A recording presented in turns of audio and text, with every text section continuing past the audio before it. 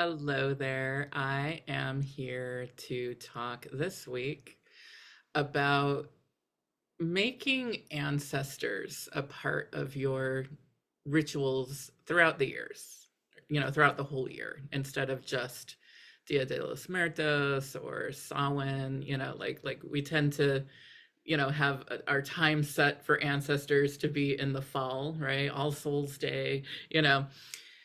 And I'm here to say, they are here for us all year, not just during that, not just when the veil is thin. I believe that we can make the veil thin whenever we focus on them, when we remember them, when we interact with them, right? Not just, you know, the wheel of the year isn't creating the veil. We can create the veil as well. And I mean, I have so many stories of my ancestors literally coming to say hello and helping me get through things, saving my life, literally. With both fires, right? So my first fire, oh, no, it was my grandmother for each. Wow, I just made that connection right now. So my very first fire where I was asleep and, candle burning, my whole house, I had to run through a wall of flames, and that's where I got all the burns. So my cat woke me up. I believe my grandmother, was working through my cat because that whole house, my room was just a black pit of burn. There was nothing left in that room except for my grandmother's jewelry and pictures, like old family pictures. So it was almost like my grandmother was like, hi, I'm here. Like, so now forward to 2025, that was 1998, the first fire. 2025 January 7th, I'm here in this house, cleaning up a lot of, paperwork, and there was like boxes and boxes of paperwork to go through of my mom's and like get rid of a lot of it. But then there was like really important stuff mixed in with like a lot of not important stuff, so I couldn't just chuck boxes. I needed to go through every page. And in going through, this box, I found my grandmother's journal, from like, I don't even know, like the 70s maybe, and I was just really connecting with her and, taking a break from the piles of stuff and really just reading my grandmother's words in her handwriting and really feeling her. And all of a sudden, I would stay here for hours and because there was so much to clear. So I would be here until like 10. Sometimes I would fall asleep on the couch, get up, eat something, and then continue, and then get home really late, right, in Altadena. This day, all of a sudden, like my grandmother was like, get out, like go home. And I was like, what? There's so much to do. But, I had her handwriting in my hand, and I was like feeling her, and I was just feeling like I need to get home right now. So I left what I was doing, drove home, got home, and it was super windy. And, I got home around, I think 6, and by 6:30, the Eaton fire started. And the wind was blowing the fire directly towards my house. And so what if I fell asleep here? What if I woke up at, 9, 10 o'clock and I couldn't get back up to my house to get my cats? Like, I feel my grandmother, my deep connection to my grandmother, helped me save the life of my cats and the really important paperwork I needed, from the Altadena house. And that's pretty much all that I left with, plus a few clothes, So I have my ancestors to thank for many different times, right? Like literally. I could tell you, I'm not, this isn't about me and my ancestors. This is about me helping you. But I just want to show you guys, like, they will be there whenever you need them, not just in October. Okay.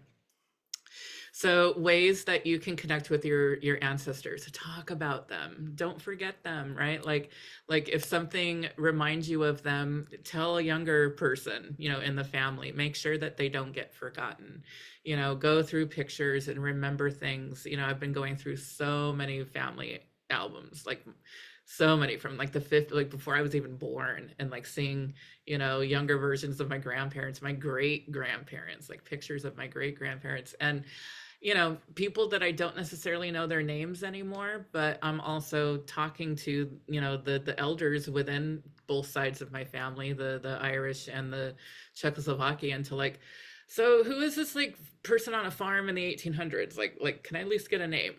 So I'm starting to work on a family tree. Like, doing a family tree really helps to root, literally, the memory of them and who they were. I look at ancestors also as friends and teachers, not necessarily bloodline. I'm focused really a lot on my bloodline right now because, the elders are getting elderly more and more, and it's time to have these conversations with the bloodline, but also, friends that have passed, and teachers that have passed, animals even that have passed. I see them as ancestors as well. So I have an ancestor altar up all the time, not just October, right? And so I just have pictures of them and candles and water. I have a glass of water out there for them. Water is it brings in spirit, and it's a conductor of energy. And how I work with them is, if there's an ancestor that was really good at something in life, that's who I go to, right? Like, if you have an ancestor that, like, was really good with money and built businesses, that kind of thing. Like, if you're having money issues, if you need help with your own business or at work, go to that ancestor, right? Like, if there was somebody who was super healthy and, like, or just always happy, and if you're dealing with, like sadness or something, health wise, like, go to them. Maybe you have an ancestor that was a doctor or a nurse, right? Like, go to them with your health stuff. Like, create that bond in the spirit realm, because they're literally there. I'll give you one more story and then I'll close. But it's very easy. Like things that they loved, like, do the things they loved. My grandfather used to, I remember, he came from a farm in Czechoslovakia, very much like, very good with the earth, and planted trees from twigs. Literally, like, would just take like a cutting from a tree, and then all of a sudden it's this huge, beautiful, monstrous tree. And he had like a little garden in the back, and I used to help him. I would help him like plant the strawberries, and so to this day, like, I have strawberries in my garden, as a remembrance to him. Um, the most recent that happened for me was, this house is the house I grew up in, and it's now my home after losing, place I was living in, Altadena, to the fire, and my mom passing away just after that. This house is now mine. And, I, there was a lot of grief in getting this house. Like, I love this house, and I am making it mine, and it looks like it's mine and feels like mine now. And there was a point where it was like, I felt like I was a little girl tiptoeing around my mom's house still, even though she was gone, and the house was, in my name. Like, I still felt like, I don't want to say a visitor because I grew up here, but it didn't feel like mine, right? And so I did a lot of work in this house, had a lot of work done on the house, and I finally did a party, like a housewarming party, and just, I didn't have it in me to do a big, huge party. So I basically just invited people who, were in the inner circle that had actually come to me and helped me multiple times, so it wasn't just like this big, like, oh, I'm just having a big party. So those people came, and it was beautiful, just having my friends in my house, and the laughter and shenanigans that happened. And I hadn't had a dream of my mom yet. And I was kind of bummed about that, because I wanted her to like visit me and let me know that she was okay, after her death. And she died in, like probably 4 months before the housewarming. And I was like, where's my dream? So I had the housewarming that night. I went to sleep, and I did have a dream of her finally. And she gave me a hug. And so that, I don't think, was just a dream. That was, my ancestor coming to give me, to tell me, like, I like what you did. She gave me the thumbs up from spirit, right? And, you know, she came to my housewarming party. So that was pretty beautiful. So they're still there. Don't forget about them. Don't just, you know, create the ancestor altar once a year.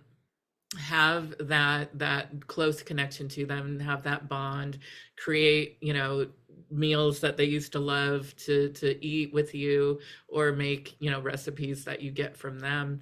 But have them in your life 24, you know, 24/7, 365 days a year, because they are of you, they are in your bones, they are in your blood, and the more that you focus on them, the stronger they get in your life. Have a wonderful day, you guys.